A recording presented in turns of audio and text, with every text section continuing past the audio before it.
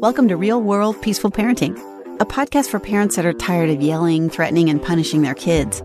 Join mom and master certified parent coach Lisa Smith as she gives you actionable, step-by-step strategies that'll help you transform your household from chaos to cooperation. Let's dive in. Welcome to today's episode.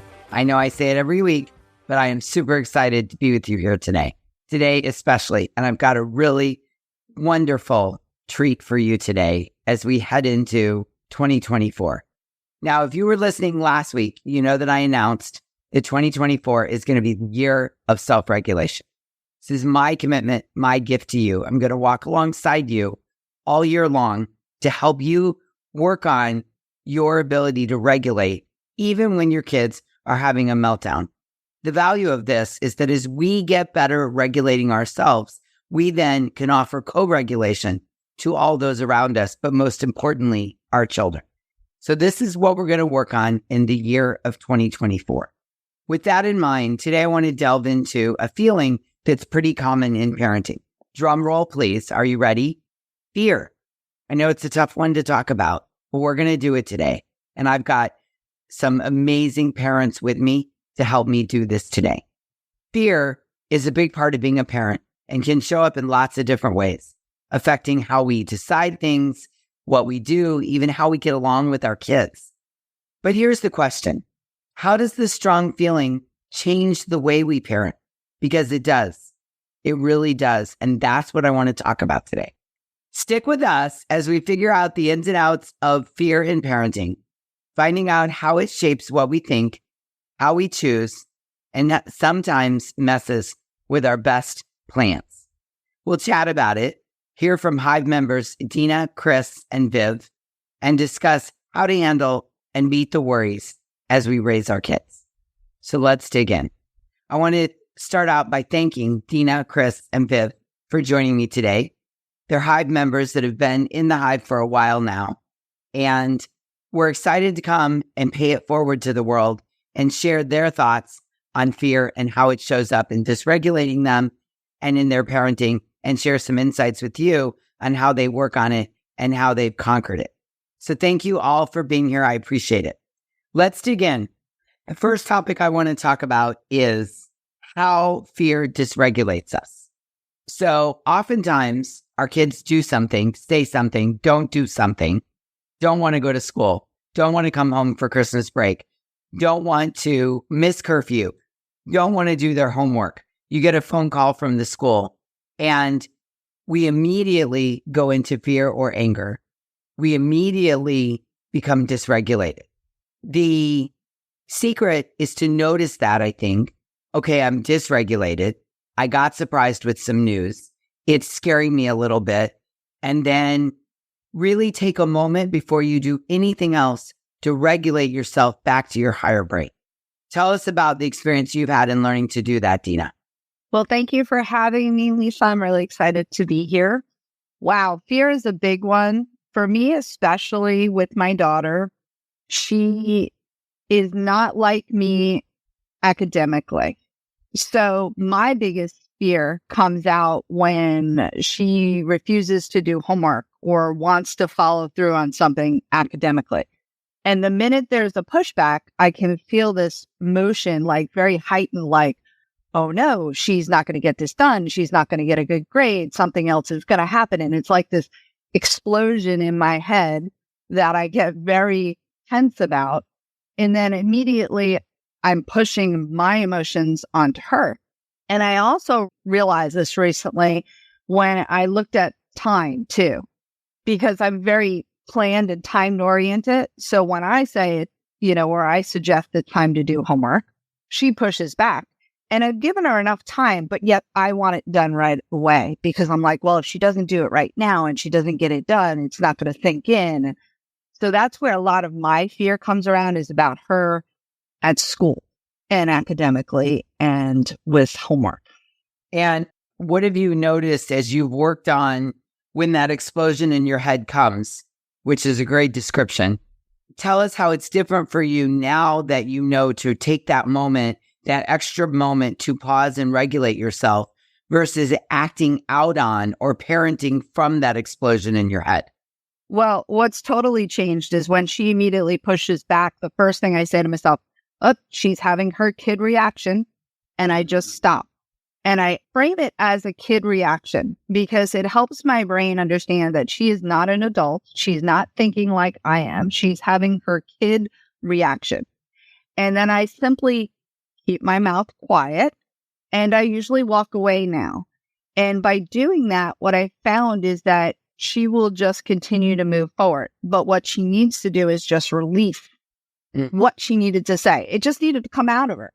It may not be what she's truly thinking, but it has to come out. So I've just learned that I don't need to react what's coming out of her or what she's saying. If I just pause and say to myself, this is just her kid reaction, I can move forward and stay regulated. So when she says to me in 10 minutes later, Mom, I need some help with my homework, I'm in a much different state than I am if she started it all frustrated and I said, well, you got to do it now. And then we're already in a different frame of mind and we can't move through it. Oh, Dina, that's so good. I mean, just the fact that you recognize I don't want to react to the behavior, to the storming that's happening in that moment. What a game changer. It has been. It's absolutely, I've been on some Hive calls recently. We've talked about this. And over probably the course of the last 3 to 4 weeks, I've really been putting in the work to do this and not react. And I've seen just an astronomical change in how we approach it entirely.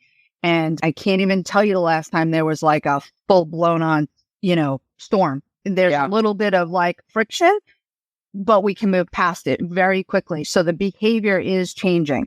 Well, and what you're avoiding is, I always say when a storming child meets a storming parent, there's going to be an explosion 100% of the time. And so what you're doing is by taking that pause and noticing the cue of the explosion in your head and not feeding that beast, but taking a pause for a moment and regulating yourself with the cue of she's having a kid reaction. You're not meeting her storm with a storm yourself, and therefore, ergo, there's no explosion. And so we can move right past that small storm and straight into the homework, which then comforts the fear in the first place of yours because you're not feeding into the fear. You're working around the fear of she's not academically motivated on her own. Absolutely. Yeah. And that's really what it's been amazing because underlying, I looked at this and this was just, the fear is more, is she motivated? And I'm seeing it, but it was so covered with these storms and this fear and everything else. It took a while for me to really see that's what it is. Yeah. And she is motivated. Just differently than you. Correct. Because she's here to have her own experience. Absolutely. Okay. So this leads me to my next question that I think Kris will really give us some insight on this. Kris, first of all, welcome. Glad to have you here. Kris is the mother of 2 adult daughters, let's call them legal, still developing brain, adult young women. And one of the things I think about you, Kris, is one of the first things we worked on when you joined the Hive was really naming your fears to yourself, taking a minute to just acknowledge them and get them out, sort of out of your brain and out into the ethos in a safe place where you could really take a minute to examine them. Can you talk to us about that? Absolutely. And thanks for having me on today. I appreciate the opportunity to share. Yeah, I think when I first joined in, my kids were already in their teen years, which can be fearful sometimes. And I think what I started with was I honestly had a lack of awareness of the separateness between myself and my girls when it came to fear. And I really did focus, I think, on the behaviors. I remember one of the first things I learned from the Hive was the difference between snorkeling at the surface and scuba diving down. And I think as an example, if my kiddo did something that, as an example, if somebody vaped, which I think, unfortunately, most teenagers at some point or another, they're going to make a choice that as a parent, you're like not in on that decision. And I looked at the behavior and my fear was about stopping the behavior because I felt like it created this fear of the unknown. Oh my gosh, what happens if this kid starts vaping? And that, I would allow these stories to start to build. I was almost creating this whole negative potential outcome for my kid's life by one teenage brain choice. And so I really had to learn how to differentiate between the behavior and getting underneath to what was the unmet need and why some of these behaviors might be happening. And I think when I was able to, like you said, to name the fear, to look at it square on, I was able to be a little bit more regulated about it and realize that sometimes those fears were more about me than they were about necessarily the behavior that my child might be exhibiting, and creating these spiraling stories of what could possibly happen instead of just being more in the moment of, hey, tell me more, what's going on with this? Why was this a choice for you? Is there something that, that we need to talk about further? So I think that was one of my big ahas, was really, like I said, starting to understand that my lack of awareness. And then once I gained an awareness, really not focusing on the behavior as much as I was focusing on the unmet need and how the stories that I was creating were creating the dysregulation, not necessarily the behavior. I can totally relate to that. And I'm thinking, talk about this for a second, because I have a 19-year-old and share some of the same fears you have. Fear, and I want, listener, if you hear nothing else I say today, please hear this. Fear is not permission to go ham on your kid, as my friend Corinne Crabtree would say. Fear is not permission to go cuckoo, loco, ham on your kid. We don't want to work up a whole head of steam over a fear and then explode on our children. What you really want to do is acknowledge your fear and connect while having the fear, right? If Dina, for example, we'll use this homework example because it's a good one, and Kris, you can speak to this. But if a parent is afraid their child isn't going to be successful academically and the child doesn't want to do their homework, we don't use that to start berating, screaming, yelling, dominating, controlling the child into doing the homework. Because A, it doesn't work, but B, then it creates more disconnection, and you're using the fear to push your child away rather than using connection to pull them close. What's been your experience with your kids, Kris, with that? Yeah, I think, there was probably a time when I felt as a parent, I was supposed to know and have all the answers. And I think once I learned to be vulnerable and basically say, I don't have the answers here, or to admit that as a human, I could have fear and sit with it and still try to move forward. I think that really helped open up conversations because, one, it just made me, I think, more approachable by my kids for them to see, oh, my mom has fears about things too. And she's willing to acknowledge that and willing to work through it rather than, maybe trying to, cover up the fear, whether that be, in, perfectionistic mode, or whether that be just, again, that fear of the unknown of what does it look like if I'm vulnerable with my kids, especially as they get older and develop more understanding. I guess I feel like learning to acknowledge the fear, learning to be vulnerable to it just being a normal emotion in life helped me figure out a better way to connect with my kids as opposed to, like you said, trying to roll over them or stop the behaviors, just allowing the fear to be present and to still be able to work through with that fear being part of the room. Kris, that's so good. Just realize, fear is a normal emotion in life, period. Hello, in life. And why are we to think that it isn't going to show up in parenting and try to hide it and act like we've got all the answers? That so valuable, Kris. So valuable. Thank you. All right, Viv, talk to us about, Viv has 4 children and she is bookended with 2 incredibly strong-willed boys. And all 4 of her children have very different personalities. So talk to us about fear and parenting multiple children as the parent having different fears for each of them, how you stay regulated, what you've noticed over time as you've been doing this work, and how you work to stay regulated in that menagerie of kids and personalities. Well, thank you, Lisa, for having me on today. I appreciate it. So I think one of my biggest fears in parenting is getting it right. I have this fear that if I don't get it right, then they're not going to turn out okay. And this fear is always there. And so one of the things that keeps coming up more recently in my parenting is especially my bookend boys, they have very big reactions to things. So for Thomas, it's all about like, he's a teenager, so he wants to do things his way and be with his friends and do all of his events. And it's hard with a family of 4, just scheduling all of that. So he'll quickly get dysregulated about that. And then with my youngest, who's 5, he's in kindergarten. So he's in that, preschool was a lot of fun. And now we're in kindergarten and there's not a lot of playtime. And so he's just refusing to go to school. And sometimes my brain goes to like, okay, I'm learning a lot about my strong-willed teenager, and I want to trickle this down and do really well with my youngest one because I've had all this experience with the older one. And I'm like, it's my 4th kid, and I can't get him to go to school. Like, this is happening on the regular where if it's a very busy family schedule night, he just falls apart the next day. It's just too much for him. And I've had to recognize that my 2 boys in particular also very much get very stuck in their feelings.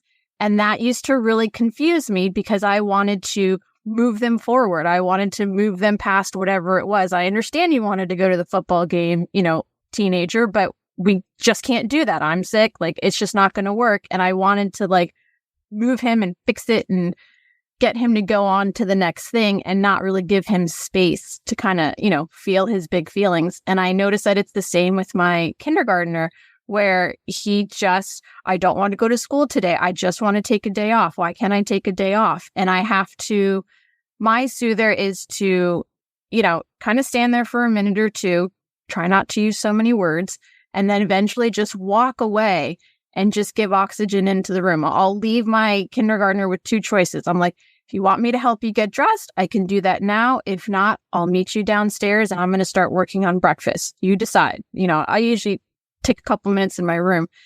And so I think just by walking away, it allows that oxygen to just kind of come back into the room, gives him space to kind of feel his feelings. And then, when he comes and meets me, then it's okay. Sometimes he honestly stays in his bed and doesn't budge. And I'm like, okay, then now the new thing is I will take your clothes with me. We come, to time to depart for school. Buddy, we're getting in the car. Whatever you're wearing, we're getting in the car. And I just take him to school, and he doesn't like having to be dressed by the teacher at school because that happened one time.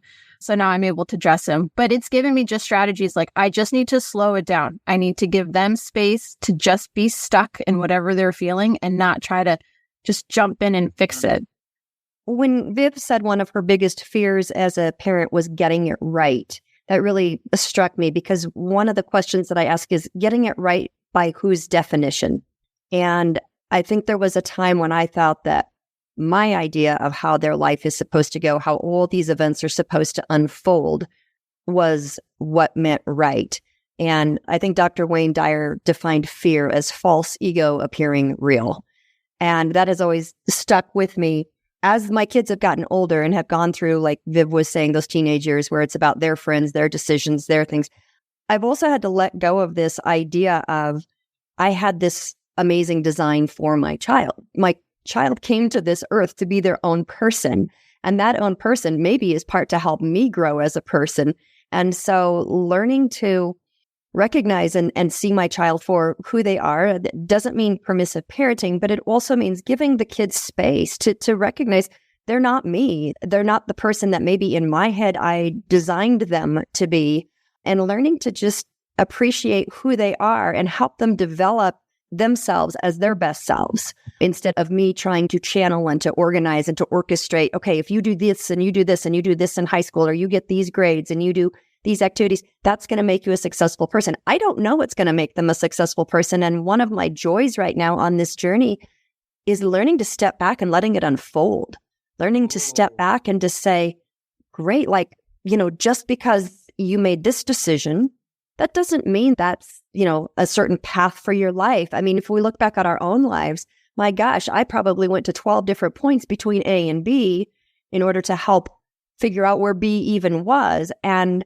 as I'm learning to rest, learning to let go of some of the fears that are created in my mind, and just really watching the beauty of my child unfold into who they're meant to be, And watching them have that discovery process has really brought me more peace and has brought me more ability to connect with them instead of trying to control and trying to define this process for them. Yes, that I feel that theme weaved in your experience and Viv's, even as she gives her youngest son some space in the morning, right? And gives him those choices and leaves the room. That's connection rather than I need to control this thing. Now, he still needs to go to school. We still need to aim to get there on time.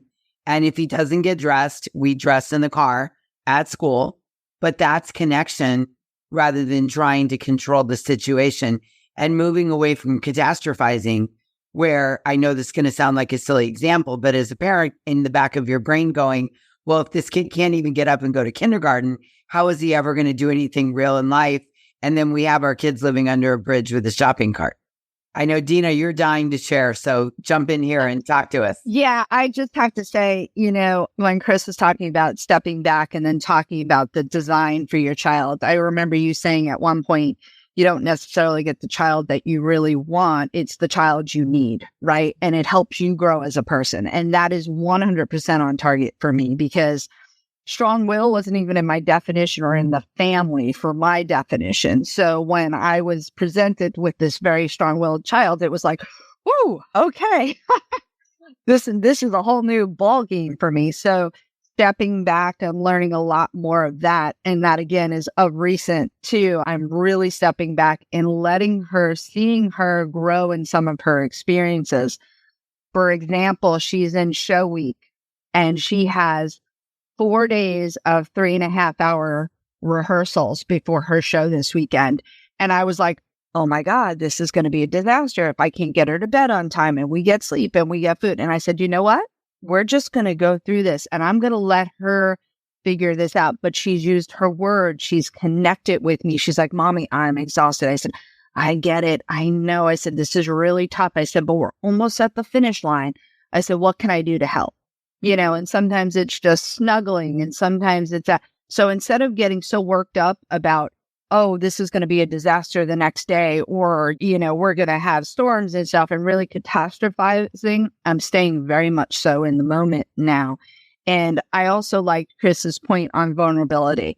I noticed that of late too. I have a strong thing about being on time.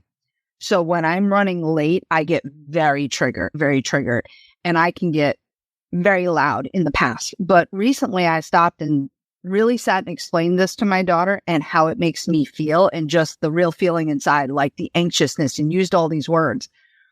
And believe it or not, what happened the next time is I was like, and I said to her, I said, so when Mom says it's go time, it's really kind of go time. I've given you all the time I can give you.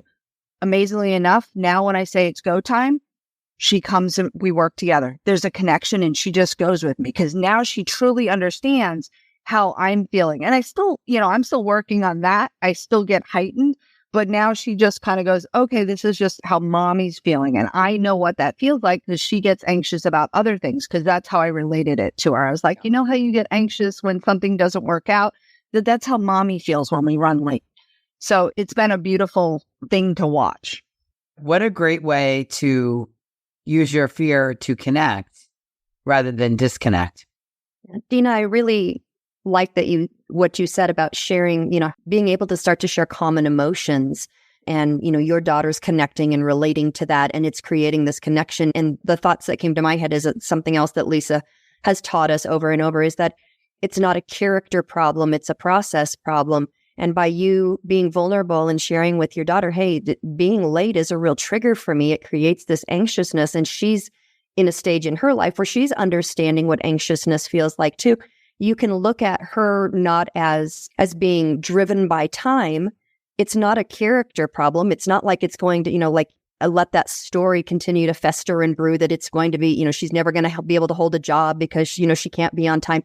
She's understanding and learning that getting out the door is a process. And by your sharing and connecting in that way, it sounds like you guys are able to create this process that now works for you. So it doesn't become this power struggle of getting out the door. It really is this understanding and this connection of, this is what this is like for me. And your daughter is stepping up and seeing how she can help with that. And I think that is in due to the fact that you guys have created a connection with that, as opposed to it becoming a moment of power struggle, because it definitely can be. And Viv, I love that when you were saying, take the clothes with you, like there are some things that are choices and some things that are not choices, like getting to school is not necessarily a choice. We're going to get there. Again, giving him that space and that opportunity just to have the choice of how he's going to get to school is beautiful. And, somebody might not look at that and say, oh, that's connection. But think about the alternative. If that became a yelling match or that became a force and you're, holding him down, trying to get the pajama bottoms off and the pants on. I mean, that starts the kid's day in such a different way. And being a former school teacher, I know what that's like when that kid walks through the door and they've had a really crappy morning. It takes so much time for them to then come in and be present and to be able to be a part of the classroom. So sometimes these seem like maybe little micro steps in the morning, but they really do make a big difference for how that child is going to start the day. So thank you for sharing those opportunities. I think, too, one of the big thoughts that I've had at the forefront of my mind is that my storming kid needs to borrow my regulation. So if I'm anxious about being on time and I don't think it's fair to the other kids that they are late to school because this one doesn't want to go to school, that I really have to have it that, front of my brain, like, okay, he has to borrow my regulation. So I've got to get regulated. So that's what he can borrow. And just another thought that kind of couples with that is just that they're also learning to co-regulate. They're learning to eventually regulate themselves, and also just all of that resiliency that comes in growing up and just giving them the space to be resilient and to experience these things. This morning I didn't want to get out of bed either. It was snowing outside and it was just like, I just want to stay in bed. So just these different experiences come along and we have to learn how to bounce back from them. And so giving my kids the space to learn that lesson. And something that happened this weekend, I got into a power struggle with my teenage son, and I picked up the rope and I knew I was yanking really hard on that rope. And the whole night just completely went awry. He has this thing where he likes to barricade. He'll either barricade himself in his room, or this time he was blocking the fridge from the kids getting dinner. But anyways, on Monday, I drove him to school. I dropped the other ones off, and I was trying to impart this lesson. And you could just tell it was just not sinking in. And I was just like, okay, I'm rushing it. I want him to learn the lesson and I want him to have remorse, and he doesn't have remorse. And then I'm like, wait a minute, my brain is going down a rabbit hole. This is not my strong-willed kid who doesn't have remorse. I let go, parted ways with that thought a while ago. And so I dropped him off, and I ended up writing him a very short email of just kind of what happened the night before, and then also what my hopes were for him growing into a young man and what I was looking for yesterday, the night before, because my husband was out of town. So I needed some extra help from him, which he didn't give. And so I just let it be. And I was like, I'm just going to let it go for the day. And that night we were driving to basketball practice. And he said, Mom, I got your email during study hall. He's like, I really thought about it for a while. And then we do the 4-step apology that Lisa has coached on. And so he did his 4-step apology. And I was like, Thomas, that was a beautiful apology. Thank you for that. He's like, I practiced a lot. Coming up with my apology. And then all of a sudden in my brain, I'm like, oh my gosh, he is getting it. I just need to slow it down. It took him a whole day. But he was getting it. And, I said my piece in the email and I let it be. And, and then he came back on his own, and apologized. And so it's just that slowing down, that recognizing they're borrowing my regulation. They're learning resiliency. I'm modeling what I can. I make mistakes too. They make mistakes. And so it was just beautiful to just see it come full circle that way. What an effective use of study hall. Studying emotional intelligence. I mean, if every school could focus on emotional intelligence during study hall, we'd have a different world, wouldn't we? Yes. Yes. Well, I want to share this. So I know this about me. Again, listener, I have a 19-year-old freshman in college. So fear is at the forefront of my mind a lot. He's doing well, but you're sending him out into the world. My son is halfway across the country. You're getting snippets here and there of information. And sometimes they call home and they're having a good day. And then the next day they call home and they're having a not so good day. And it's very easy to catastrophize. And one thing that I've noticed about myself is that often, and you guys have spoken of this, is that often when I'm in fear mode, I want to speed everything up and I want to control everything. And so I've been doing a lot of work on myself of slowing down and moving away from control. And the mantra that gets me there, I'm a fan of John Acuff, and he recently posted something on his Instagram page that said, fear gets a say, not a vote. And I think this is a good topic for us to discuss. And I remind myself of this regularly. Okay, fear, I see you. You're in the room. I see you. You know, your presence is known. I don't think we can ignore the fears we have, right? I think that to eyeball the fear, whether it's academics or vaping or my child is never going to be successful or he's struggling making friends or she's doesn't seem very motivated. I think we need to acknowledge it, that it's in the room, but be careful not to give it a vote. Because I know for me, when I give fear a vote, I immediately start to try to control the situation. And I can think back to lots of examples over Malcolm's childhood where I would try to control, you know, his basketball experience or his social, the friends that he had, wanting to direct him towards certain friends or away from others, or his schoolwork. And so really, I'm offering this to the listener, give fear a say, but not a vote. So tell us about your experience with that, Dina. It just hit home because it was a very recent example. Again, it comes to academics and school and stuff like that. At school, my daughter can get easily distracted. And the sitting arrangements, they change, you know, but she was that like kind of like a quad, 4 people. And what was happening is somebody kept talking and talking, and she would politely use her words to say, can you please be quiet? I can't hear the teacher. And what would happen is the teacher would see her talking. So she'd get, you know, a little bit in trouble for talking, and that would go on. But she came and she talked to me about it. So we coached on this about her going and talking to her teacher because I didn't want to step in to do this. I wanted her to take the first step to talk to her teacher. Well, she went and talked to her teacher, but then nothing changed. So immediately my fear went, okay, now I've got to step in. It's like, now I've got to control this situation because my child's getting distracted. What about her grades? You know, like I started going all in this weird place. And then I stopped because I also listened to the recent podcast about resiliency and adversity. And I said, nope. I said, what needs to happen is we got to, like Viv says, give oxygen in the room. She needs to follow up if nothing happens with her teacher.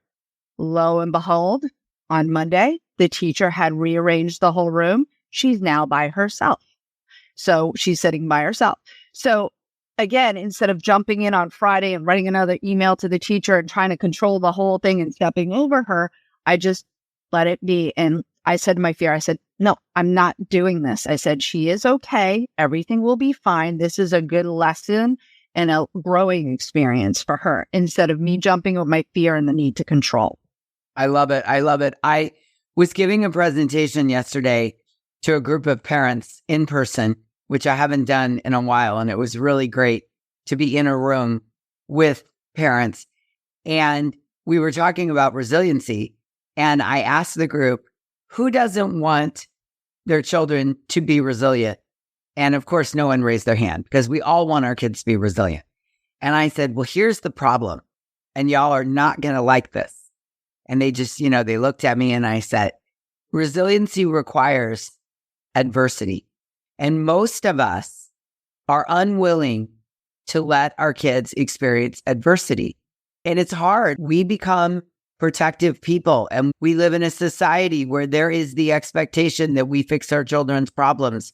And many of us identify as problem solvers, and we are quick to want to jump in. We also get a chemical hit for solving problems. And we define, and this could be a whole nother podcast episode, but we define the job description of parenting as solving our kids' problems, right? And I think that gets tipped off by fear. Like Dina, you gave us a great example. I want my daughter to do well academically. I naturally did well. She seems to not come by this naturally. And so any little thing that's going to interfere with that quote academic success, I feel entitled to jump in and mama bear over this because that's in my job description so that she will do good academically. But you caught yourself. You regulated and said fear gets a say, but not a voice. I am not permitted to go and solve this problem for her because it didn't get solved on the first try. And you resisted that urge and you let her work through that adversity on her own. And now she is more resilient as a result of that.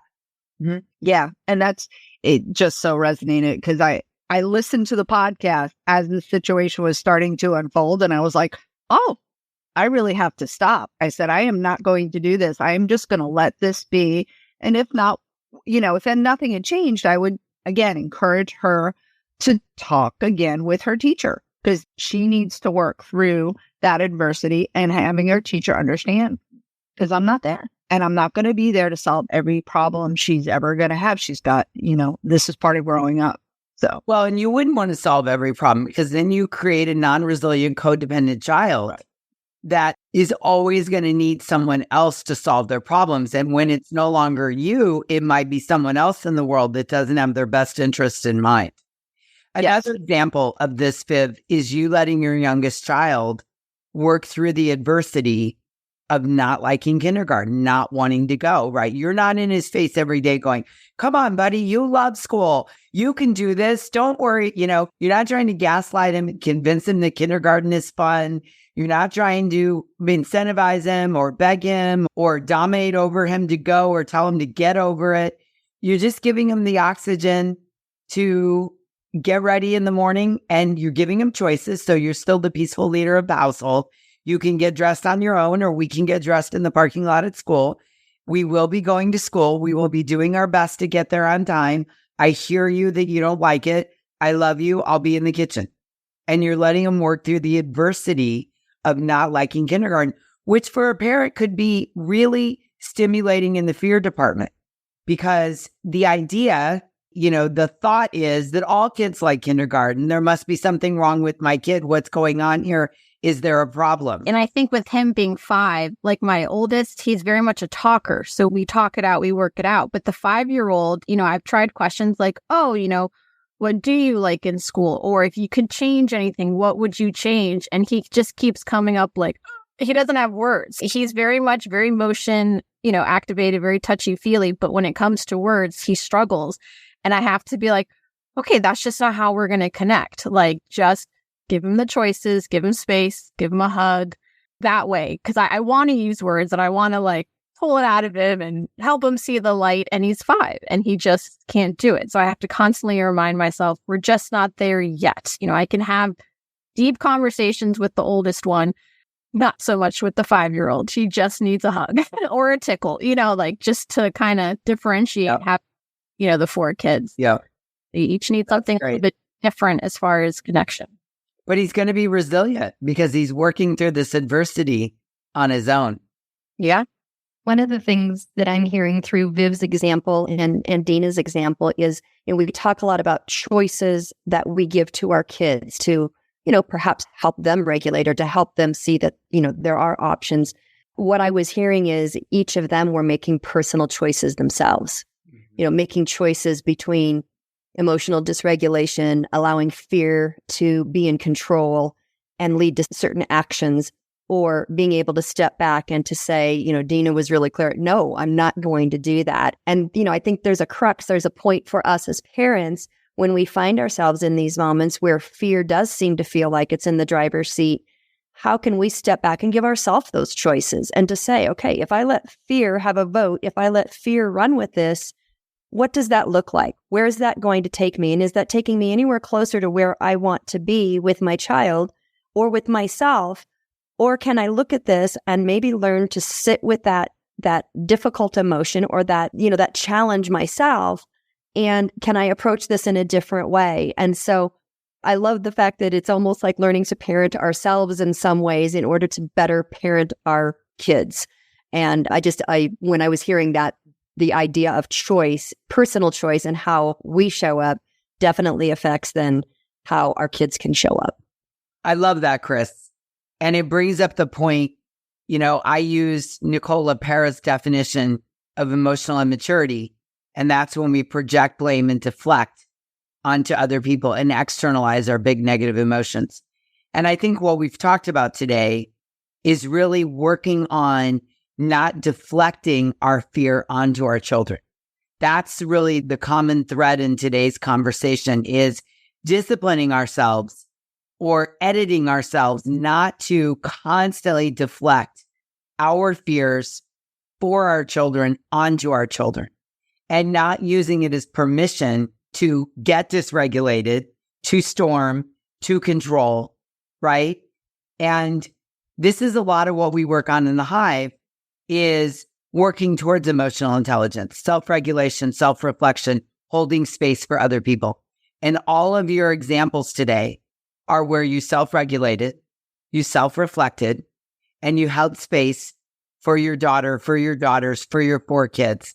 You held space for them, and you resisted the urge to deflect your fears onto your children.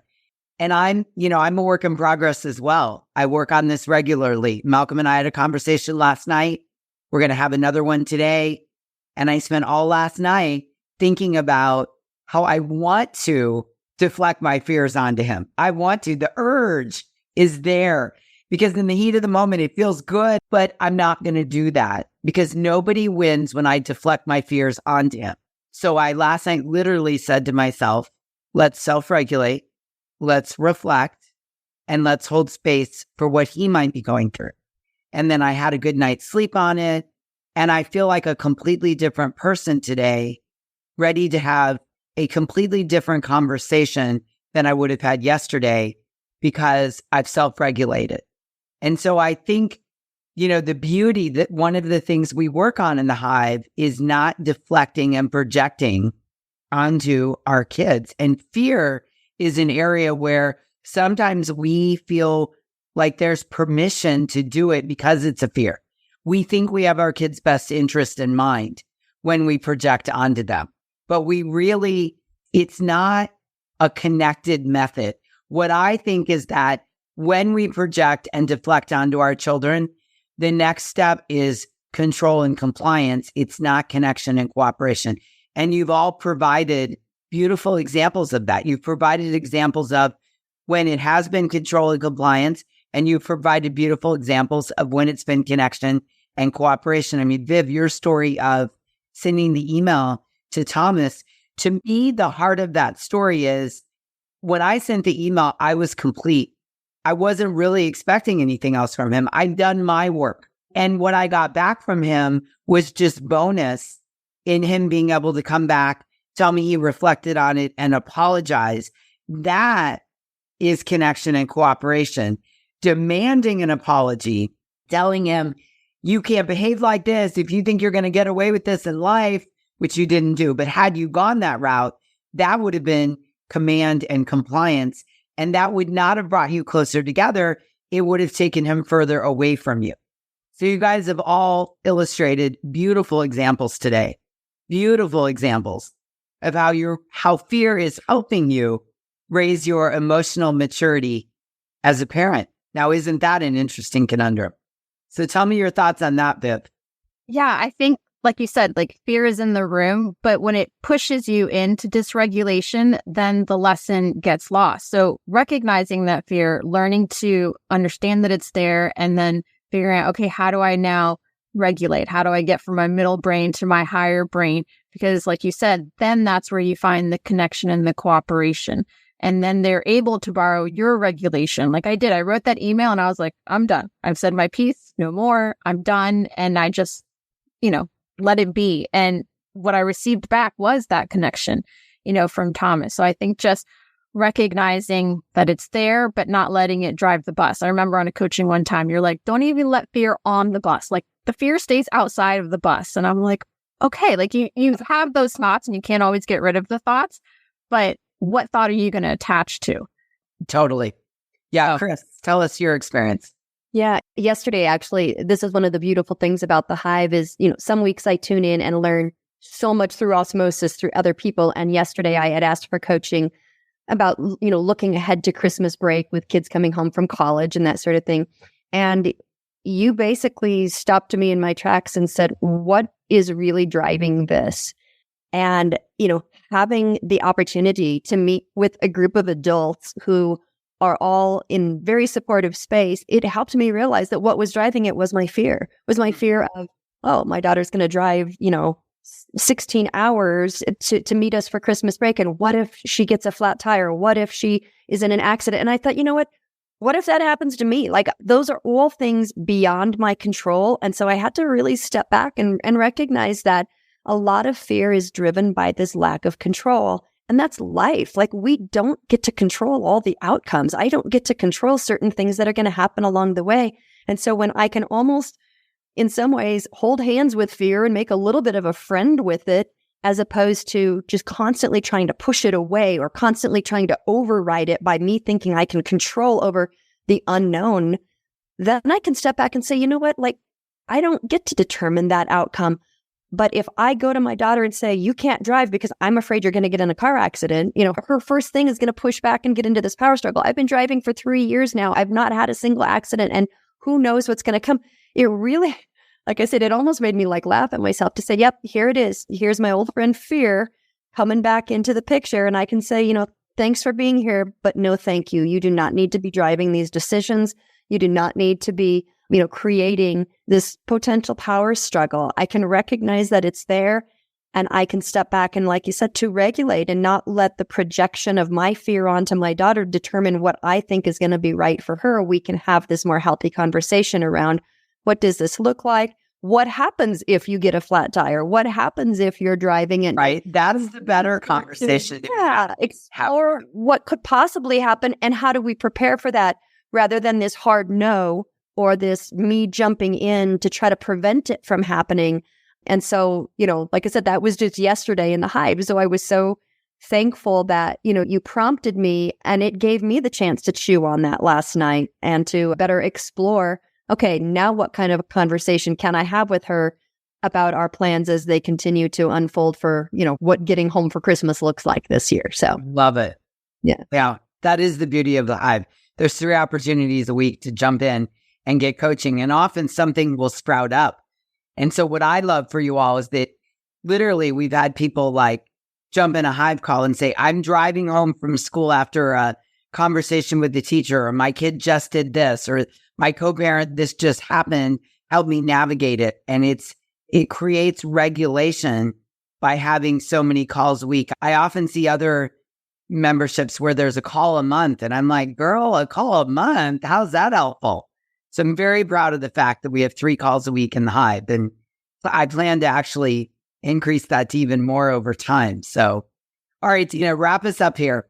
My thought is, my self-awareness of fear recently has really changed my parenting to the point where Kris was just talking about the hard nose and things like that. And I'm really stopping to slow everything down and let her work through her adversity and stop pushing my fear forward, because I really have recognized a lot of my triggers are due to fears. Do I have the name of the fear for all of them? No, but I'm really stopping myself because I see it coming. I've got that awareness now. It's coming when I'm reacting to what she's asking or what she's doing. So I'm really going to continue to work on this, and I'll falter. I know I will, but I'm hoping I can recognize it more and give her more oxygen and slow down and really continue to empower myself and empower her and help her grow. Beautiful. I love it.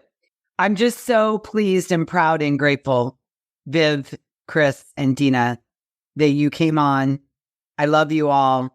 And I appreciate you helping to pay it forward and enlighten other parents on what's possible for them. I think that for the listener, really understanding what's possible for you, take a minute and ask yourself, what are my fears? And how do I give fear a say, but not a vote? And how can I regulate and connect with my kids through the fear, not in spite of the fear?